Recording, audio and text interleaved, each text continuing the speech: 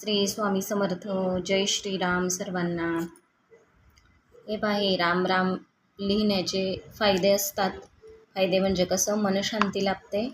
आणि म्हणजे आपण जे राम राम लिहितो, मनामध्ये जी इच्छा ठेवून राम राम लिहिलं किंवा नाही, फक्त राम राम नामस्मरण जरी केलं, मनाला एवढी शांती मिळते. हा माझा अनुभव आहे.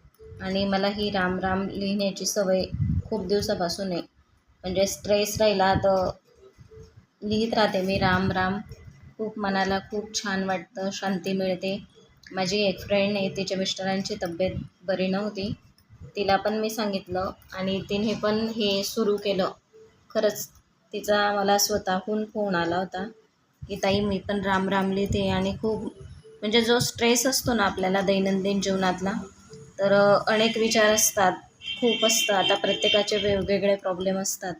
तर खरंच मनाला असं एक औषध रूपी हे राम राम लिहिण्याचे फायदे आहेत. म्हणजे एक पॉझिटिव्हिटी आपल्यामध्ये निर्माण होते, एक कॉन्फिडन्स निर्माण होतो. छान आहे, सोपा उपाय आहे. मला जेव्हा रिकामा वेळ असतो तेव्हा मी हे राम राम लिहिते. आता माझी ही 4वी-5वी वही असेल. लाल अक्षराने, लाल पेनाने लिहायचं.